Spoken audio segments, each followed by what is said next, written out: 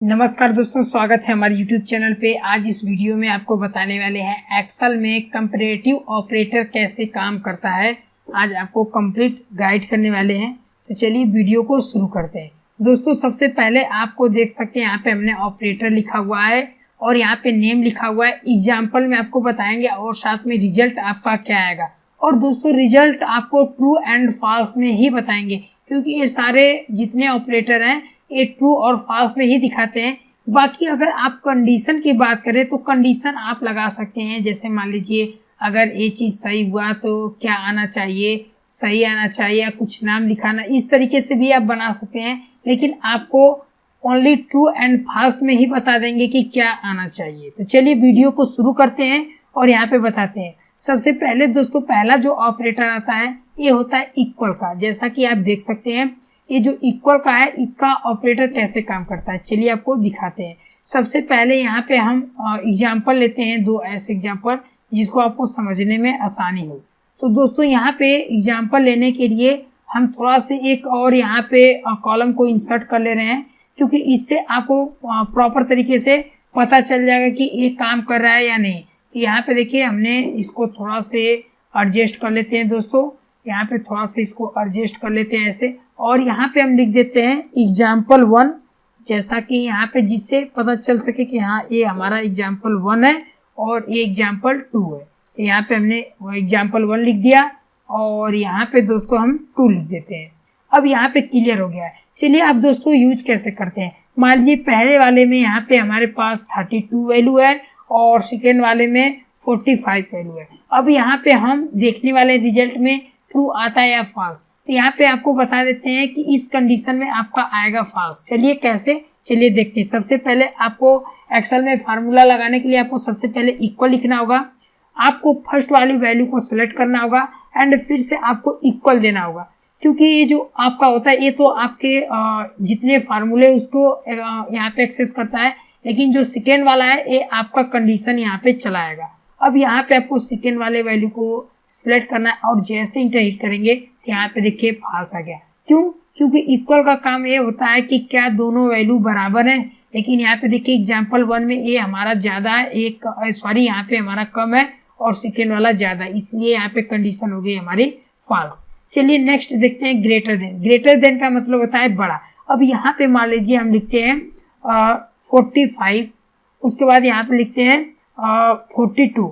अब यहाँ पे हम देखने वाले हैं कि क्या 45 42 से बड़ा है, यानी ये जो हमारा है इस कंडीशन के हिसाब से। तो चलिए यहाँ पे लिखते हैं इक्वल, उसके बाद यहाँ पे फर्स्ट वाली वैल्यू को लेते हैं एंड यहाँ पे लगाते हैं ग्रेटर देन का साइन एंड सेकेंड वैल्यू और इंटर हिट कर देते हैं।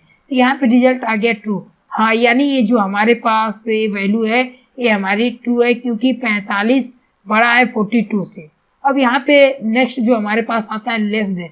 लेस देन का मतलब है छोटा। चलिए यहाँ पे लिखते हैं, मान लीजिए दूसरा एग्जाम्पल कोई लिखते हैं, यहाँ पे लिखते हैं 12 और यहाँ पे लिखते हैं 18। यहाँ पे हमने 18 लिख दिया। उसके बाद यहाँ पे फार्मूला यूज करते हैं, लिखते हैं इक्वल और यहाँ पे फर्स्ट वैल्यू को सेलेक्ट करते हैं, यहाँ पे लेस देन का साइन लगाते हैं, सेकेंड वैल्यू और इंटर हिट जैसे करेंगे ट्रू आएगा, क्योंकि यहाँ पे हमारा लेस देन है। बताया जाएगा क्या 18 12 से छोटा है, यहाँ पे इस कंडीशन में ऐसे बता रहा है। तो हमारा जो 12 है 18 से बिल्कुल छोटा है, तो इस कंडीशन में हमारा ट्रू हो जाएगा। अब चलिए यहाँ पे नेक्स्ट आता है ग्रेटर देन और इक्वल टू। अब यहाँ पे बताया जा रहा है कि जो फर्स्ट वाली वैल्यू है या तो यहाँ पे बड़ा हो या तो बराबर हो, इस कंडीशन में देखते हैं। अब चलिए आपको पहले एग्जांपल दिखाते हैं। यहाँ पे हमने लिखा 63 और यहाँ पे भी हमने लिखा 64 या 61 लिख देते हैं। अब यहाँ पे लिखते हैं इक्वल और उसके बाद यहाँ पे फर्स्ट वैल्यू सेलेक्ट करते हैं, यहाँ पे लिखते हैं ग्रेटर देन और इक्वल का साइन लगाते हैं, सेकेंड वैल्यू लेते हैं और इंटर हिट करते हैं। तो यहाँ पे ट्रू बता रहा है कि यानी ये बड़ा है और यहाँ पे यानी इक्वल हो या तो बड़ा हो, तो यहाँ पे बड़ा है इसलिए यहाँ पे ट्रू आ गया। ये लास्ट और यहाँ पे है हमारा लेस देन और इक्वल, या तो जो आपकी वैल्यू हो छोटी हो या उसके बराबर हो। तो चलिए यहाँ पे भी हम इनपुट कर लेते हैं। जैसे मान लीजिए यहाँ पे हम रखते हैं 15 और यहाँ पे भी हम रख देते हैं 114।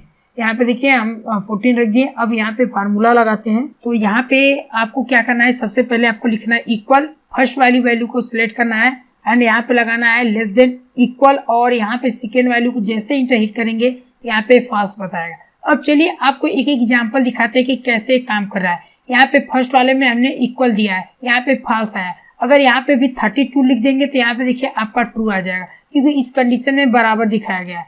अब यहाँ पे ग्रेटर देन है, अगर यहाँ पे हम क्या करते हैं कि फर्स्ट वाली वैल्यू को कम कर देते हैं, यानी 43। अब देखेंगे यहाँ पे अभी भी यहाँ पे बता रहा है ट्रू। अगर यहाँ पे 14 कर देते तो अब देखिए यहाँ पे फॉल्स आ गया। तो यानी इस तरीके से काम करता है।